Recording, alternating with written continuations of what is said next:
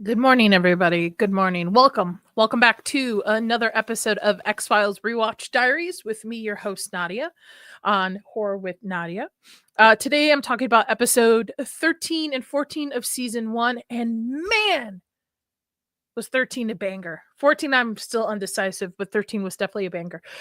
Before we get into it, please hit that like button, subscribe to the channel, share the stream with your fellow X-Files fan, and I guess we'll get into it soon. How's everybody doing this morning? I see you, Dieter.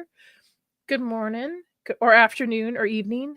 Thank you, my amazing mod. Anthony, good morning. Greetings. Why are you scared, Toxic? Why? Oh, because with me, you should be scared. It's all right. It's okay. It's pretty early in the morning. I actually was unable to watch the episodes last night, so I got up super early this morning and watched both episodes. So shows my dedication, I guess. Oh, where is my music? Let me play a little bit of music. Now, I know how do I say this? X-Files has been very interesting. It's been a very interesting journey for myself as I go through this, because what I was expecting this show to, and my desk is shaking. What I expected this show to be is not what it's turning out to be, but I'm not upset with it. I'm not upset with it. I thought a lot more into the whole alien kind of deal. You know, I thought I was going to see little green big eye individuals, but no. I like that there's a mix of the paranormal, so it's pretty good. 6 a.m. 6 ohm over here. PM, what the hell is ohm? I don't know. What time zone is that? What is ohm? 6 p.m. Oh, that's not too bad. Not too bad though. Thank you for joining me, though. I saw Julie I wish I could have stayed up last night. I saw Julie had a great stream last night. All my streams from now on Friday, because I know she's more than likely not going to be able to make Stranger Things streams. She's so busy, and I love the fact that she has the Man in Yellow almost every week. So moving forward, all my Stranger Things streams will be rated into her. So I will always make sure that people will be heading into her. I got like some really bad allergies going on here.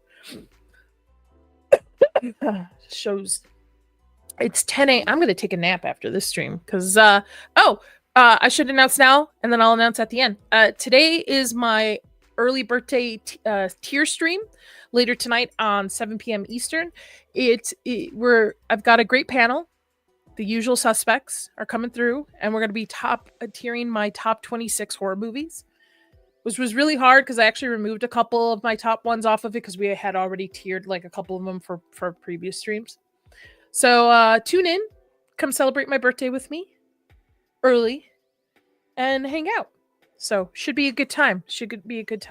All right. So let's get into the first episode. So the first episode's called Beyond. Not the first. Episode 13 is called Beyond the Sea.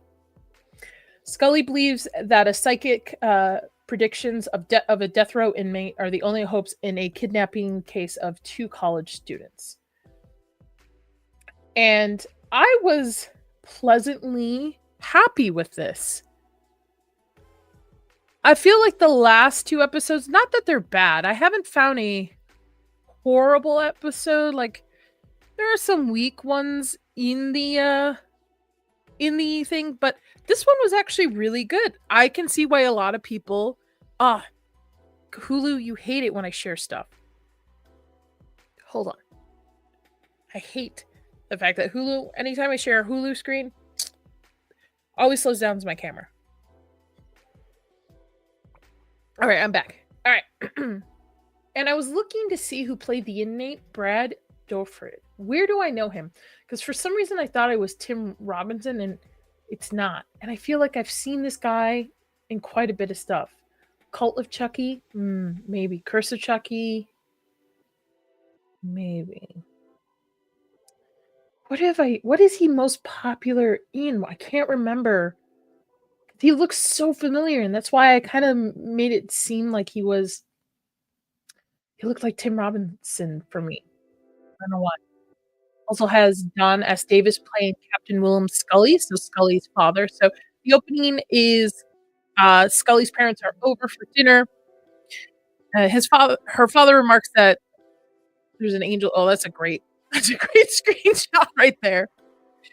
Uh, remarks, and I think remarks that the tree is still up. And I guess growing up in a military home, pretty diligent about like the tree comes down the day after. And the vibe I was picking from her parents is that they wanted to say something to her, but nothing was said. We also learned that Scully's nickname is Starbuck from her dad, which was really cute. I really liked this. I really liked because in this episode, it reverses Scully and Mulder's roles in it, where Scully becomes the believer and Mulder becomes the skeptic on it. So opens up with with Scully hosting her parents. I'm looking at my notes. William and Margaret Scully for a post-Christmas dinner. After they leave, Scully falls asleep on her couch and wakes up with the haunting vision of her father, which I thought was very creepy. Let's see if I can find it. Dad looks pretty happy to see her. I don't know if these themes are like of parental love, always knowing that no matter what, your parents are going to love you. Well, I guess it depends on the parents you have, because there are some really fucked up parents out there. Hunting. So her dad's just sitting there, and there's no audio coming from him. You can see him speaking, but there's no audio. And this reminds me of a lot of supernatural cases of people seeing their loved ones briefly, like waking up in the middle of the night, or seeing them in certain areas of their house or wherever they are, and then not knowing, and they disappear. Like you turn for a second, they're gone. I need to make a tinfoil hat for this segment. And then you come back to it and they get a phone call or a message that that person has deceased, right? So skeptic or not, whatever you believe in, but when my mother passed away suddenly 3 years ago, like very sudden, she had an aortic aneurysm that just burst. She just passed away. I was in Vegas. My sisters called me. I was getting on a plane. Went to go sleep for like an hour before we were supposed to leave for the airport. And I remember seeing, I don't know if it was because I was just tired from crying and stuff, but like a ball of light next to my bedside in the middle of the night. And then just like half asleep, waking up, and then it was gone. And to me, that was like maybe a sign from my mom that she was just saying goodbye or checking, whatever. But I know there's a ton of cases of people seeing their loved ones. Hi, Variety Reel. I finally caught a stream of yours. Let's go. I hope you like the X-Files. X-Files and me ranting about conspiracy theories. But welcome. Happy to have you here. I needed a little sip of my bean juice. But anyway, so I know that is a phenomenon that people experience all the time. Hi, Zax. I hope you're feeling better. So she sees a vision of her dad in the chair. Moments later, she gets a call from her mother. Unfortunately, devastating news. Her father has passed away from a heart attack. This kind of sets the stage for Scully's emotional journey throughout the episode. And I completely get it, because when you lose someone like a parent that you're close to, the way you, like, even to this day, my mom, it's been almost 3 years since my mom passed away. Like there are I react to things differently now, and I'm just, thank you so much. I really worked hard on that video. Thank you. You're awesome. Variety Reel. Hold on. Do you have a channel as well? Hold on. I'm gonna go sub to it right now. We do things live here. Give me a second.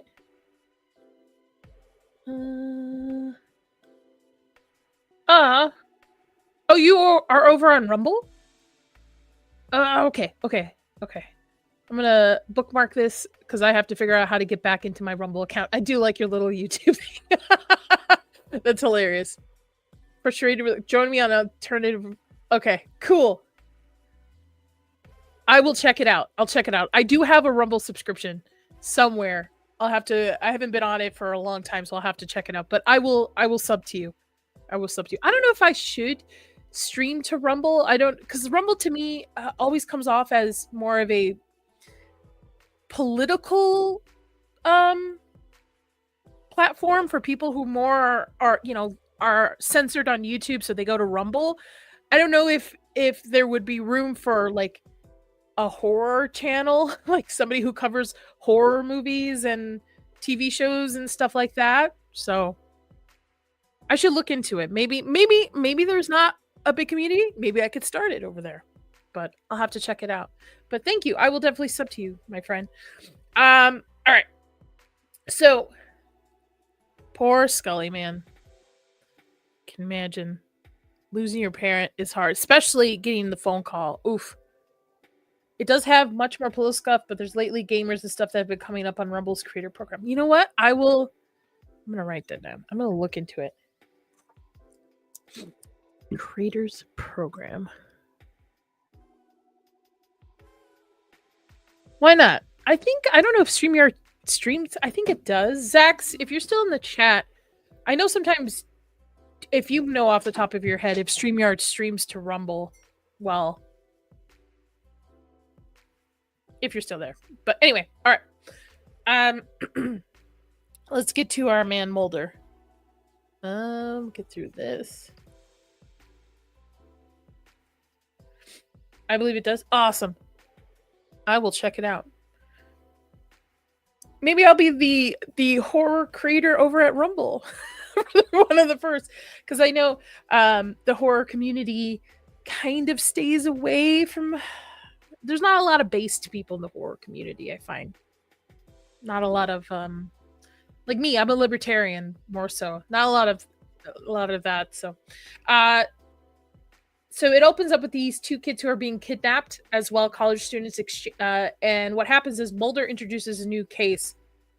I always stream both StreamYard Rumble. Finally made it easier to do both. Cool. Should I? You know what? Let's put a poll. Why not? Where is my... Told you, we do everything. This is my chill stream. We do everything live.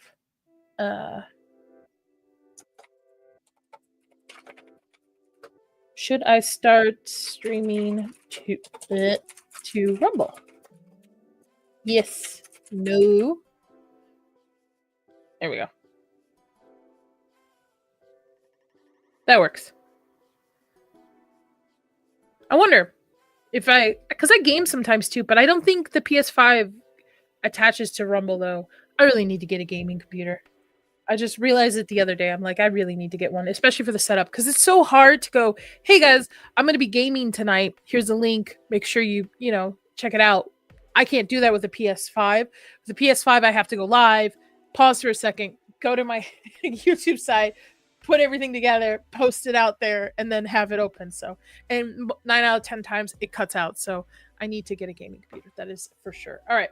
So these are the two college students that are being kidnapped by a supposed serial killer. And what happens is Mulder introduces a new case involving Luther Lee Boggs, a death row inmate and serial killer who claims to have psychic abilities. Apparently, when he was ready to be fried on the chair, it opened up his mind to be able to have psychic abilities, which I can guess to say like kind of like near-death experiences, maybe reroute your brain chemistry a little bit. Honestly, it kind of reminds me, and no joke, of Solo Leveling, the first season. Spoilers for it, but when the main character comes back basically from death and all of a sudden has these ability to like be an S rank hunter. So in a sense, near-death experiences. You could have fooled me. I see a mic setup videos and I just assume you have a beefy units. I know, right? How dare I assume? No, I duct tape everything together. I have this is a very old mic, and I have my work laptop, and that's about it. So we do things on the cheap, but it's all right. I'm here. I'm ready to do this. So Scully actually is at work the day of her dad's funeral. Didn't take the day. And I get it, some people like to work. It keeps their mind distracted on it from what they've lost. But I also think it stops them from accepting the loss too as well. It's a way to put a barrier between them. She's grieving, she's vulnerable, she's open to more possibilities right now too with her grief. Again, grief makes people do funny things. Grief is not linear. So, and I love the touching moments between them here. I swear. And since you're new, Variety, I've never seen the X-Files, so I don't know anything about it, and I'm still in season 1, so I don't know if they eventually get together, but the chemistry between these two is off the chain. Don't feel bad. I'm running a PC I built from 2070. It's solid, doesn't struggle with modern titles. It's how you build a good computer. It's how you build a good computer built to last. Yeah. I think I might build my own because I know there's quite a few people in the community that would help me figure it out, or buy a pre-built pretty good one. I know I'm gonna have to see from there, but my PS5 is doing pretty well for gaming. I usually stream playing horror games. Next Thursday on my actual birthday, I plan on doing a gaming session of either Until Dawn or Mortuary Assistant. I'm gonna let the channel decide. I've got a poll going that'll be released on Monday for it. So, so she wants to go with him on this case, and she's got to first head to her dad's funeral, where the song "Beyond the Sea" is playing. Let's see if I can find it. Right here. And apparently, that is the song that was playing when her dad returned from war, proposed to her mom. It was her parents' wedding song as well. And where are my notes? Hold on. One note I forgot to bring up was that when Mulder was presenting this case of Luther Lee Boggs to Scully, he is a skeptic. He thinks he's faking it. Mulder is convinced that Boggs is orchestrating this as a hoax to accomplish manipulating his faith. So basically, it didn't work the first time. And Boggs wants to, in exchange for information of the missing college students, that he would get life in prison versus the death penalty. So I've never watched The X-Files. It's not that I don't want to. It's just that homestead and freelancing. Homesteading, oh man, that's awesome. Freelancing, I really have time on my hands. Today is one of those rare occasions. That's awesome. Homesteading, I told my husband, I was like, I really want to buy a house out in the middle of fucking nowhere, or build a barn dominium and have chickens and goats, and we just less government in our business. That's all I gotta say. Less government in our business. So after the funeral, and remember, Beyond the Sea, the song, the Bob Dylan song played at the funeral and stuff, this is a very important key in this episode. Very important key on it, because it's brought up later when they finally do interview or interrogate Boggs on it, where he's giving them clues of it, cryptic messages, referring to like a white, like telling Mulder, be careful of the white cross, otherwise your blood will be spilled on it. Later on, telling Scully, don't follow the murderer into to the Blue Devil. So a lot of cryptic messages. But one thing he does say to Scully after Mulder steps out is sings the Beyond the Sea song, like a melody of it. So really awesome acting here. Like, this is probably I feel like I'm downplaying this. This is probably one of the strongest episodes I've seen so far in the entire series. I was very engaged with it. It was very interesting, because I think I like the flip of the fact that Scully is now the believer and Mulder is the skeptic on this.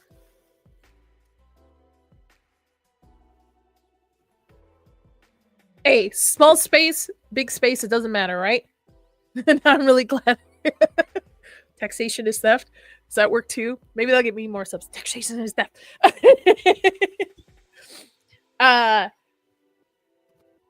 So he does give them clues to find at least the first location of the first college student. This acting by Brad Dorf, I think is, or Dorf.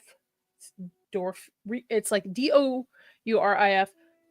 Amazing, man.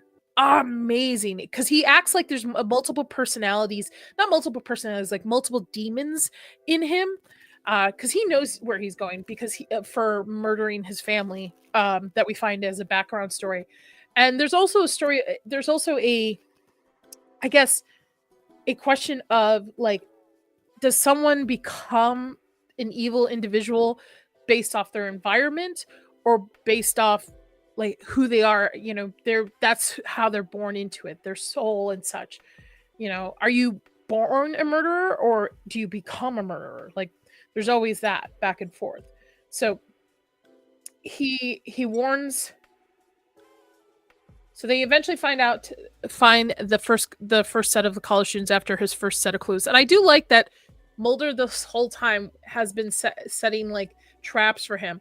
There's later in the episode where he fake safe a news article that the college students were found, and then Boggs here's like, "Stop trying to trick me. It's not going to work. I'm telling the truth with these abilities." And this whole time, Scully is just completely empathetic to this.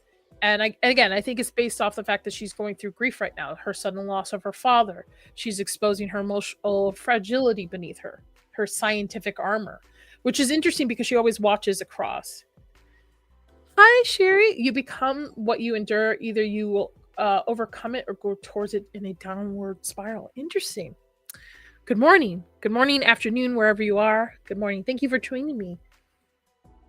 So,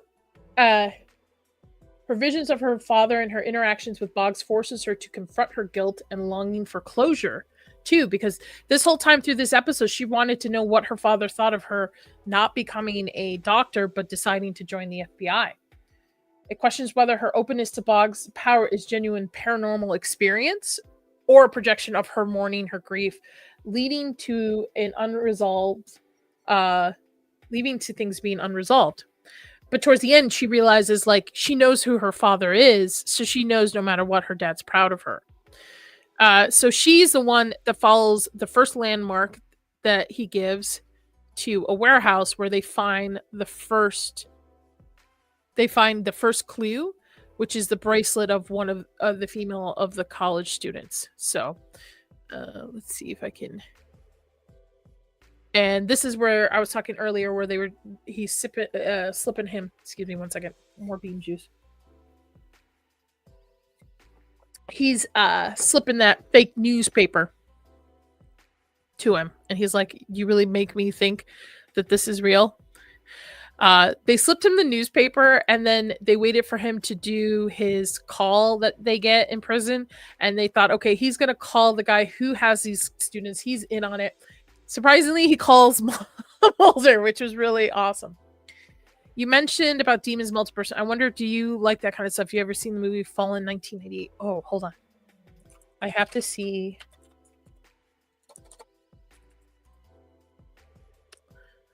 Denzel Washington. I think I've seen this. Because I have to see the cover of it first. And I think so. It also reminds me, there was a movie that came out 2 years ago that's based off a book, and it's like, it's where it's either a guy on death row talking to his lawyer.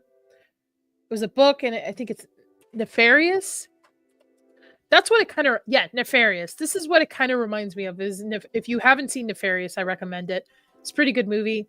Book's pretty good too.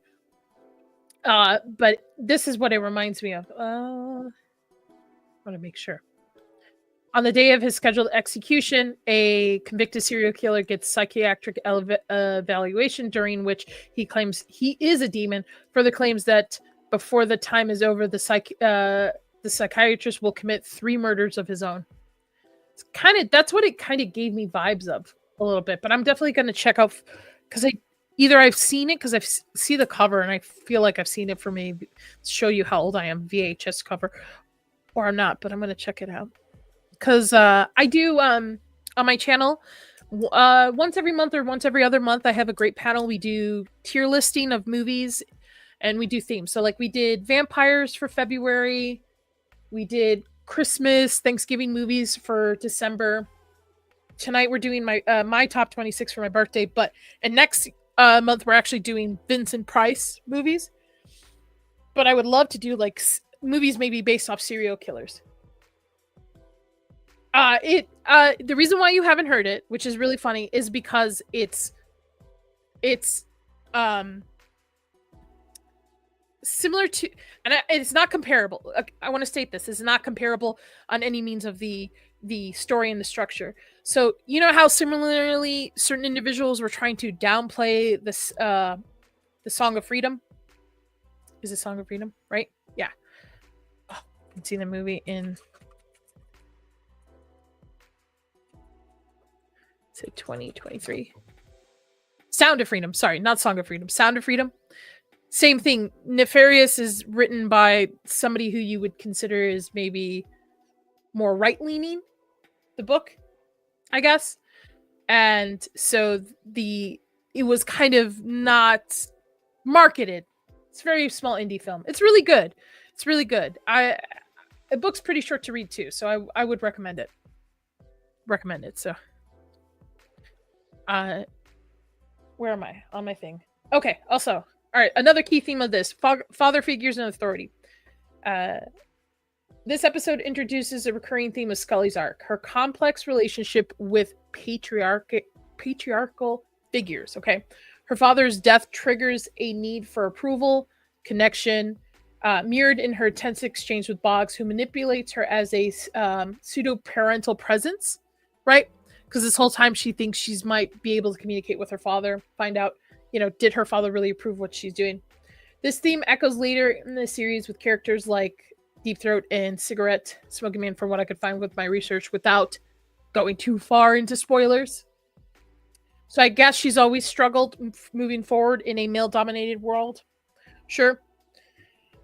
Which is kind of funny towards the end of this episode when she's doing one of the FBI raids and the officers behind her.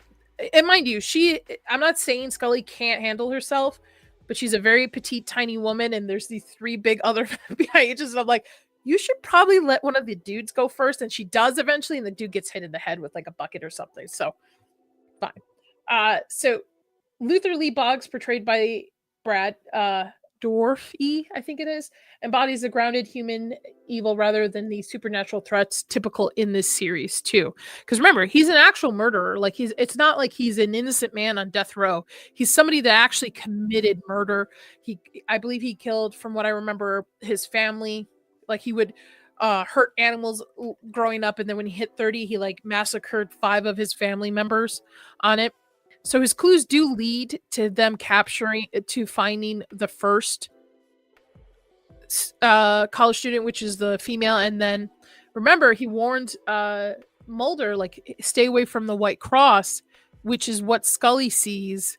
I think here. Oh, no, hold on. Let's move here.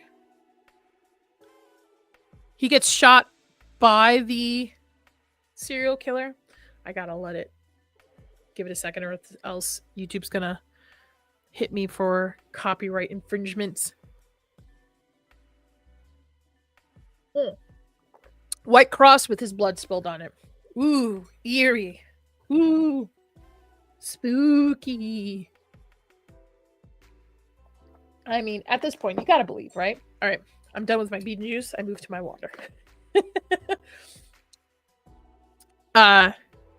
And then going back to him, luckily, Mulder's lucky. I think he got shot in like the upper thigh area, so not too far away.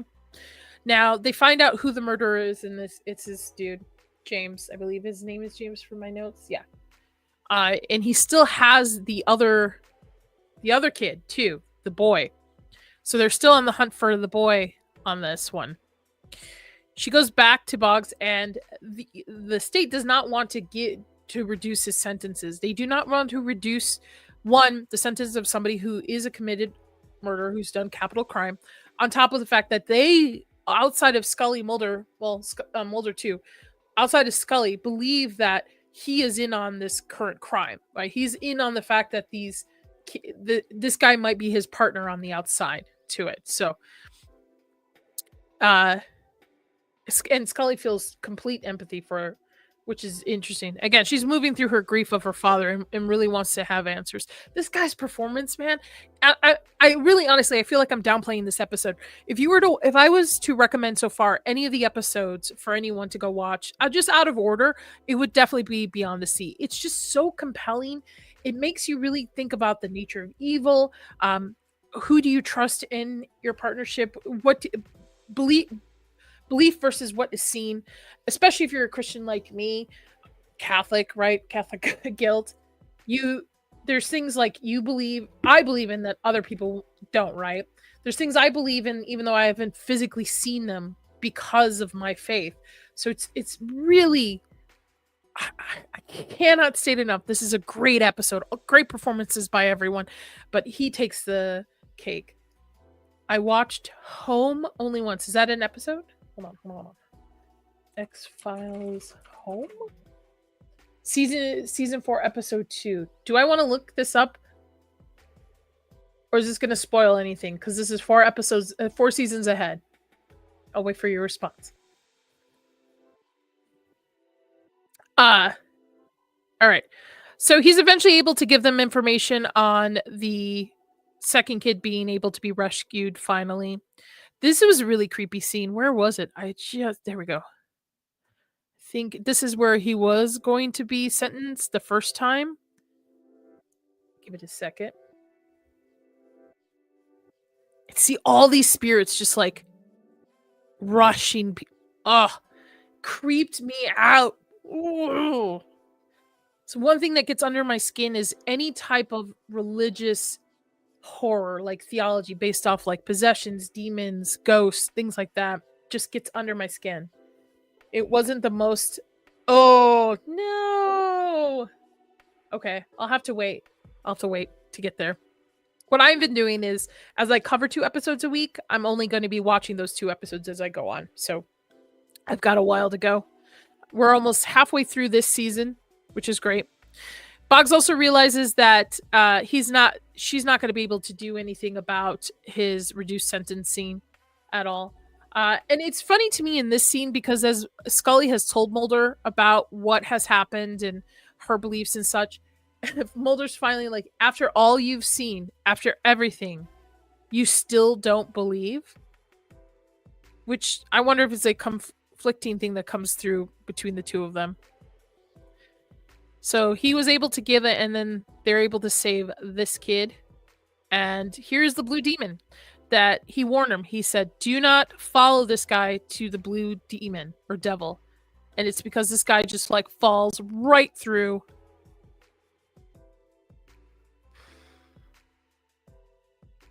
I should definitely take a look at this episode. There's 2 recommendations in one stream. Let's go. Since my area has a tornado watch and rain is bad, I've been stuck inside almost all day. Ugh. Yikes. It was raining pretty hard here in the desert yesterday. It was the other like 3 or 4 days it was hailing out here in Vegas. I watch this series every year. If you want to come on anytime, Sherry, to talk about any of the episodes I've got coming out, just let me know. I'd love to. I'm open to having guests if they want to come on to talk about their favorite episodes if I get to them. I had Jacob on, I think 2 weeks ago too as well, so this dude's last meal is chicken, biscuits, and mashed potatoes. After everything, you still don't believe.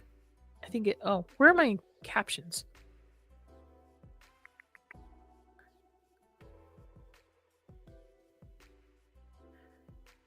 And she said, what would your father want to tell? And she's like, I know my father.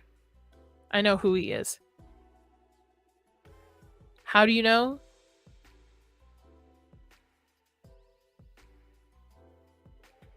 Because he was my father.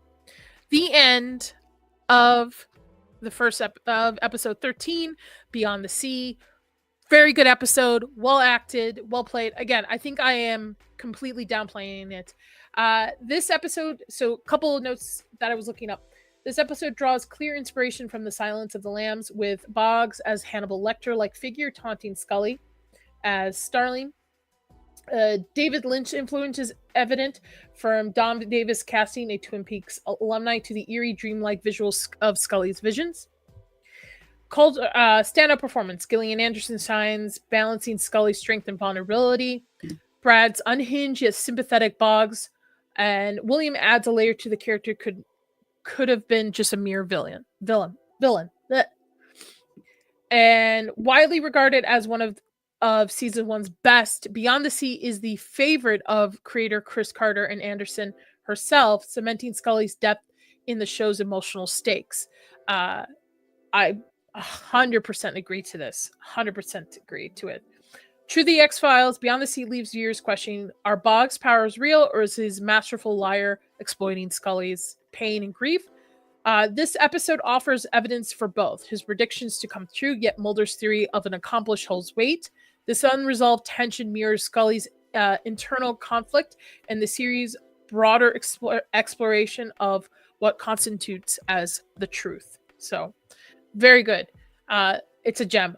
Again, one of the best episodes. I would rewatch this episode just out of the blue. It's very good. Very good. Now, if you're new here, I have a fear of aliens. If you know Nadia's lore, I have a really bad fear of little green men. It's a long story. Maybe I'll get into it one day. But while I think this is a great episode, I rate my episodes based off creepiness. So a good episode still could be 1, 2, 3. So I rate it out of 5 alien heads. Is it creepy to me? Does it scare me? Okay. Not that it's a bad episode, because there have been some really great episodes, but they haven't scared me. So that's just how I'm rating it. So this episode out of 5 alien heads gets a 2. 2 alien heads out of 5. Very creepy in the whole religious aspect. Enjoyed it. Didn't scare me enough. Hi, DJ. I see you. So that being said, we're going to move on to the next episode, which was a doozy. Let's get there. Hold on. So the next episode is called... Oh, pause. Okay, thank you. Gender Bender. A religious sect becomes a prime suspect in a murder spree, which I feel is a big downplay to what the actual episode is like. So, the episode begins with a man seducing a woman at a club, leading her to a hotel. The episode begins with a woman seducing a man at a club, leading him to a hotel room. After an intimate encounter, the man suffers a violent seizure, dies, while the woman transforms into a man and escapes.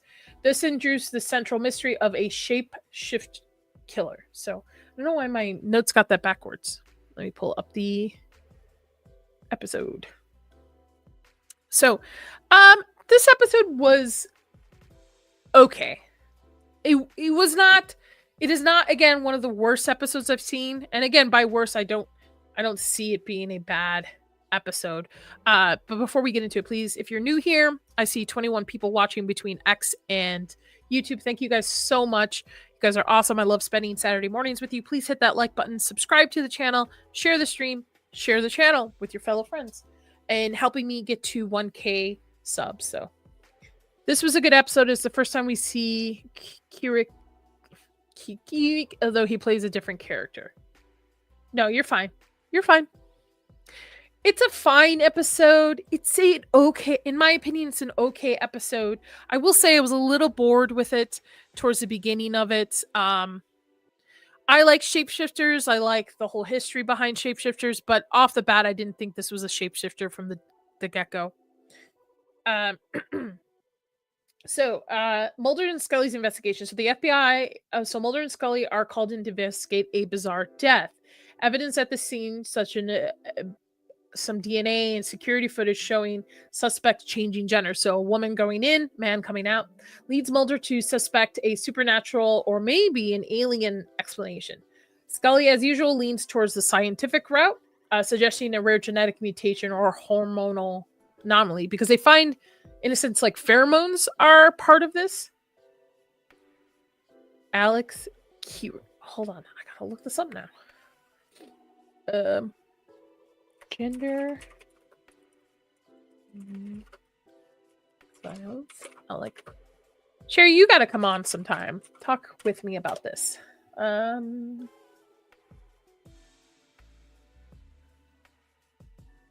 Oh. Okay.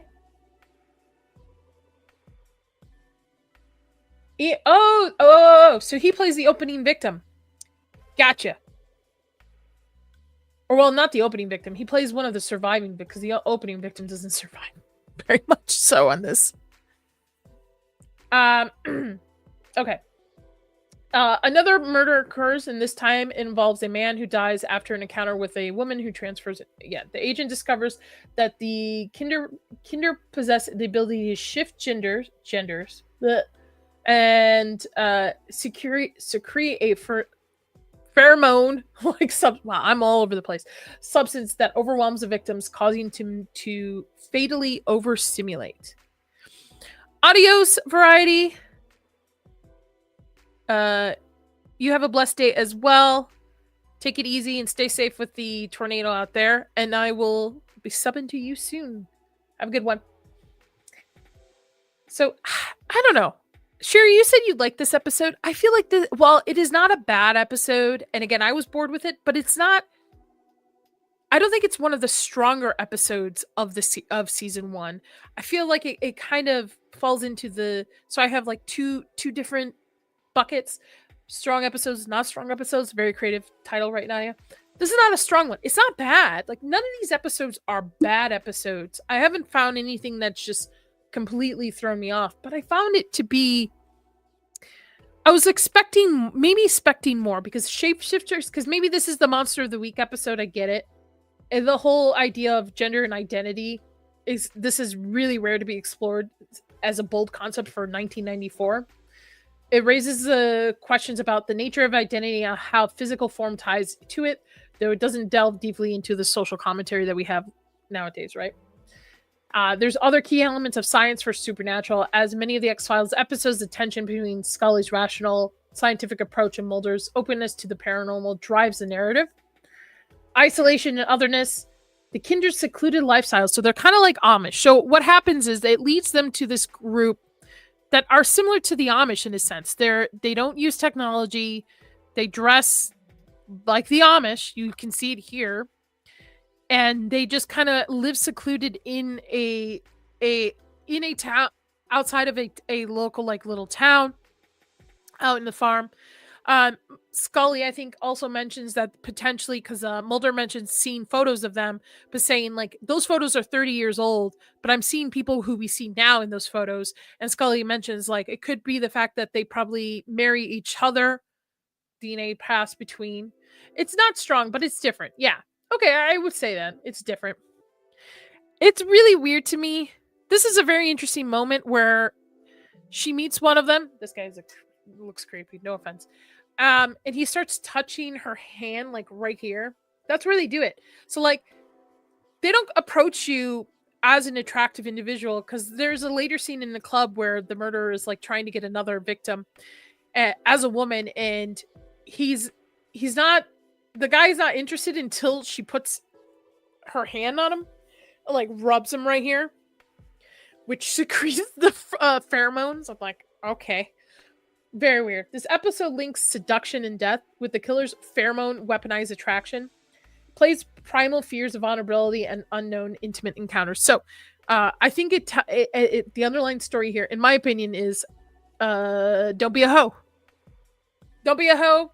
You won't be killed by a shape-shifting alien-like creature. Don't be a hoe. Just don't be a hoe.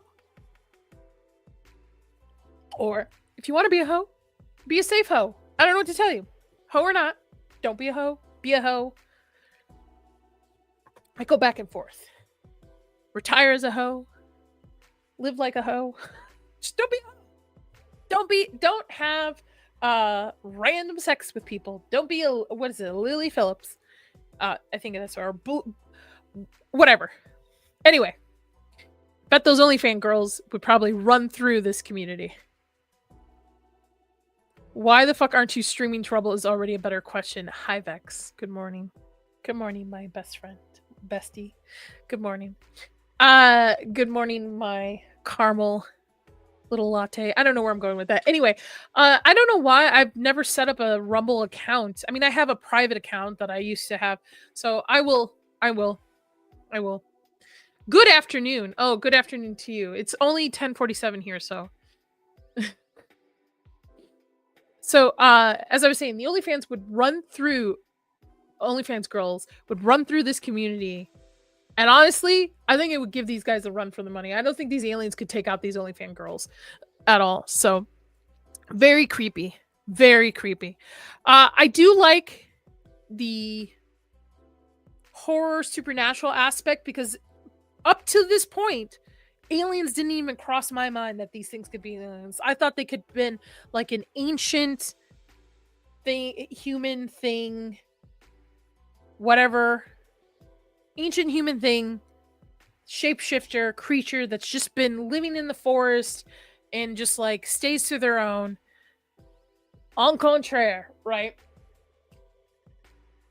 It leaves a lot of unresolved things. So, what are these kindreds? Kindreds. Is it kindreds? I think it's kindreds. Origin. Are they human, alien, or something else? We don't know. We don't know. The only thing that's left to it is the fact that there's a crop circle at the end. So this is the Monster of the Week. But again, I don't think it's weird because the first Monster of the Week episode that you get in X-Files is the guy who eats livers. And that was a pretty cool episode. And then you get the feral kids or humans, which just wasn't looking, it was not good. Not bad, but you get it. It's in the bucket of like not the strongest episode. And then you get this, and I'm just like, where are we going with this, guys? Like, give me a really terrifying Monster of the Week episode because I'm not scared at all. I'm more scared of the fact that these pretend creature alien things look like a serial killer family. Like it looks like you could take the concept of the kindreds and put it in a horror movie, and I think that would play off more so than here. So they find out it's been 5 murders so far, and what you find out is actually the murderer is part of their clan, their group. He's just one of them that found a bunch of like Playboy magazines, lady magazines, and stuff, because they're not really allowed to leave their little area unless they go into town together. So this guy and the killer were like kind of best friends, and they would trail around the borders of their area, and they found these magazines, which led to the one kind of leaving the clan and going off to murder people. And see, this is what it is. Look, I'm not really interested, and starts rubbing hand and then just takes away. So I don't know. I'm back and forth about this episode. What was really cool is that, of course, Scully and Mulder are led out of the property, and then they decide to go back and see what's going on at night. And they find in the barn, they have this like weird tunnel that leads to this like very weird area that has them like covering one of their own that was coughing at dinner with this slime, like almost like an alien tunnel, right? This is where I think the episode just kind of goes off the rail to me a little bit here, because again, prior to this, I could believe that this would maybe be more of a case about a shapeshifter, like the backgrounds on shapeshifters, not the fact that it's an alien, but could an alien be a shapeshifter? I really need to get a tinfoil hat. I really do. This guy finds Scully, and earlier he's been having her eyes on her and tries to deduce her the same way. See these weird tunnel things? Oh, where's it? Just here we go. Magazines that they found. Marty was the murderer, allegedly. YouTube. And then this is the placement of where they place the body of one of their own that was coughing. Mulder finds it in a little like tunnel thing. This also could play into the theory of immortality too, like having humans who live longer. I mean, these aren't humans, obviously. They're aliens because we get that towards the end. This guy tries to seduce Scully and Mulder breaks in the meantime.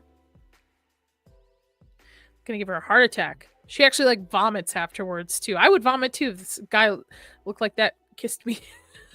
No offense. They're able to capture. Oh, I love this.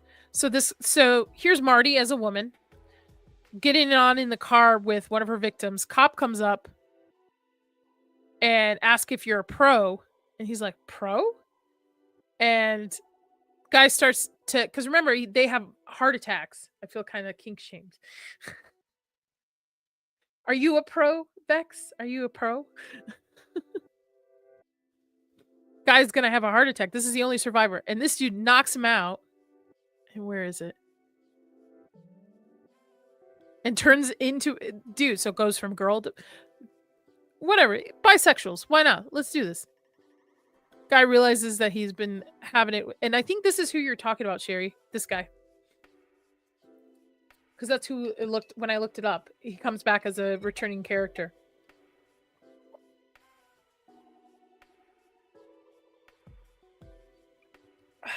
Okay. That's who I thought. Her touch was electric. So hilarious to me. Where is... And there is Marty. It's another victim. Scully and Mulder right on the trails. And I think Scully gets knocked... Mulder gets knocked out. Scully is the one that has to go after him. And of course, right? Because it's never the two of them ending up at the same location so they could both believe in what they see. It's just one or the other. It's always one of them's always 5 to 10 seconds behind them. And this is where their own his buddy comes in. Look at this guy. Is this your kink right here, Bex? This guy in his little whitey tighties. Is this it? Do I make your morning? There you are. There you are. There you are. Dude in his little whitey tighties.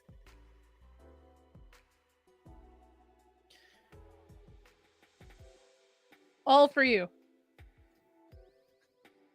I know it's no Nosferatu. I know he's still got a gross stash, but it's all good. I don't kink shame here. I said earlier, be a hoe. Want to be a hoe? Don't want to be a hoe?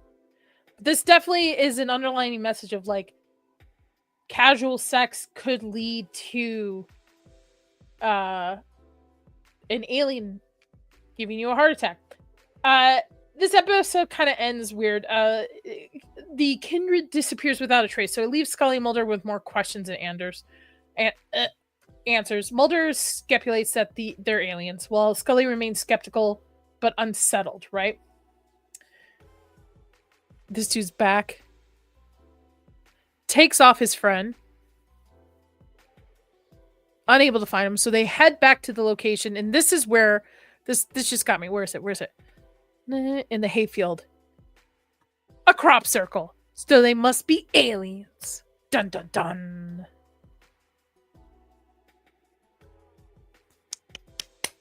That's all I'm gonna myself. This episode. All right, so how I would fix this episode. I would lean more into the shapeshifter the like mythology and maybe make it more so that these individuals have been around for centuries and they stick to their own kind. Similar to where is it? Right here. This comic I picked up where it's a town that's frozen in time and everyone is immortal. So I would play more so to that. I think the mix of it being an alien, I don't know, it kind of throws off the episode a little bit to me. It's notable for its early exploration of gender fluid. I can't even fucking say the word today. Gender fluidity, though some modern viewers might find it portrayed as simplistic or sensationalized. It's 1994. Them disappearing with the crop circle hints an alien connection, subtle nut to Mulder's obsession, but left deliberately vague. It is really vague. Like, I feel Monster of the Week episodes should be monsters of folklore and mythology. Give me those stories. And then you have the other episodes where you have Mulder's like story of his sister being abducted and the conspiracy of the government hiding aliens and Scully's skepticism on it. Like, make those are the main episodes. But if you want to do the Monster of the Week kind of filler episodes, make those, take those away from the alien connection and make them more into the mythology and conspiracy theory stuff. Because again, I think this episode would have been much better without the alien connection and make it seem like, holy shit, could this be something that actually exists? I mean, I put your tinfoil hat on if you believe so. But could it be something that exists where it's like, holy shit,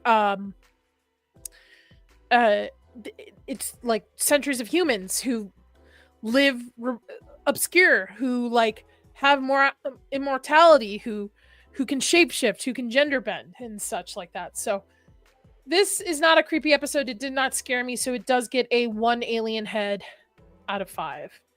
Highly recommend Beyond the Sea. Episode 13 was fantastic. I'll take it or leave it for episode 14. I know, and there's no dig to anybody who liked it. Like, to each their own. We all have opinions. Opinions are like buttholes. Sometimes they smell good, and sometimes they smell bad. So that's how I look at life. All right. So that is it for the 2 episodes. Couple announcements.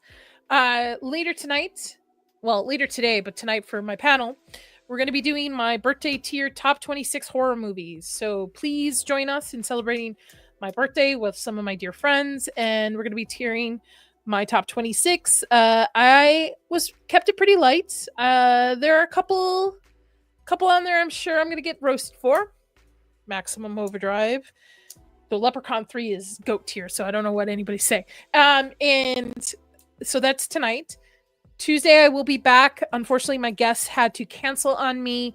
He got pulled to set, so I will be rescheduling with him. That being said, I am going to be doing a deep dive into Hellboy the Crooked Man. I'm rereading the comic this weekend, and then I'll be rewatching it, and then I want to talk about it, plus some additional horror news.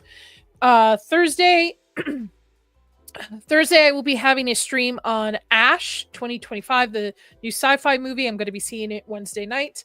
I'll be doing an hour stream review on it on Thursday. Thursday is my actual birthday, because that's going to lead into a gaming stream. I'm going to game for a couple hours, hang out with you guys on my birthday.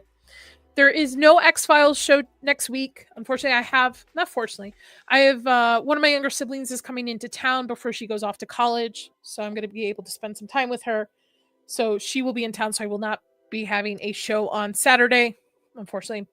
I'll be back the following week, which is very exciting. So the following week, the 25th and the 27th, Tuesday and Thursday. The 25th, I will have director Mike Levy on, who did Scream 2024. He's also been a producer on the Terrifier series. So he will be with me on the 25th, live, talking about his career, the movie Stream, and just BSing it. So he will be there. The 27th, I will also have director Joe Lamb on. His recent movie just got released earlier this month, The Fetus, who also has Laura, I don't remember her last name. Is it Levine? Something. Anyway, she's the star of Terrifier. She's a thing. So, wait, are we done? The episode? Wait, what do you mean? Are we done with these episodes? Livera. Thank you. She will be on, but he will be on to talk about The Fetus live as well. So that will be a special live show on Thursday. And then be back for a normal schedule of Stranger Things on Friday, X-Files on Saturday. So that is it. Yeah. 2 episodes. They're only 45 minutes. Where were you in the beginning? Talked about episode 14 already. 14 was Gender Bender. That was the episode. 13 I talked about was Beyond the Sea. Recommend Beyond the Sea? Take it or leave it with Gender Bender. You were late. What can I say? You were late. I don't know what to tell you. So that's a bunch of stuff coming up soon. Very excited. Very, very excited. And then